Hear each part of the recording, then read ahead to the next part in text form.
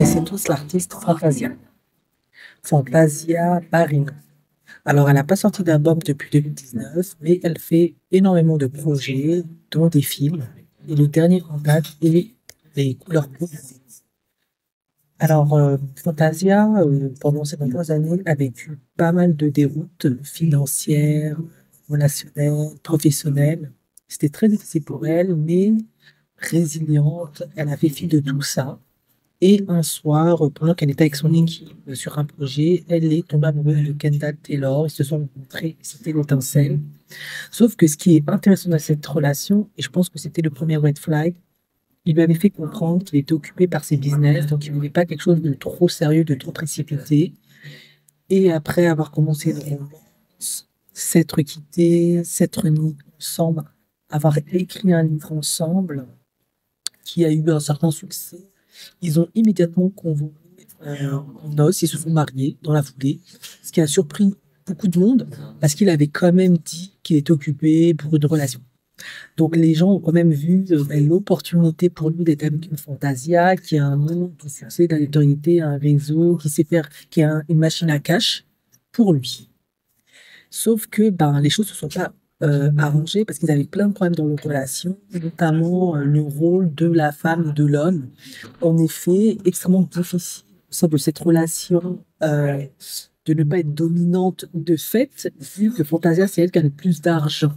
En effet, lui, il fait plein de business, mais quand on regarde de plus près, comme il a plein d'enfants dehors, et c'est pas le plus bon en gestion financière, c'était pas trop ça. Du coup, il voulait que Fantasia le laisse plus avoir le leadership en tant qu'homme. Et force est de constater que ça compliquait leur relation, d'autant plus que suite à ça, il y a un magazine qui a déterré son casier judiciaire et il avait un casier judiciaire long comme le bras, détournement de fonds, escroquerie, je ne sais pas quoi qu'il faisait aux femmes. Vous avez compris, elle n'a pas tiré le ticket gagnant. Mais bon, Fantasia, elle était amoureuse. Elle disait qu'il fait d'elle une reine, une black queen. Alors que, bon, il faut dire la vérité, c'est une femme qui a du talent, qui a plein de potentiel. Et pour ne pas arranger les choses, ils ont créé un label ensemble. Un label d'ailleurs, je crois, qui a fait faillite. Donc ça n'a pas vraiment marché. Quoi qu'il en soit, pour arranger les choses, il a fait un enfant de l'or. C'est pour dire à quel point il aime Fantasia et leur relation. On ne sait pas si ils vont bientôt divorcer. Elle va continuer à rester mariée à cet homme infidèle qui en plus a fait un bébé dehors.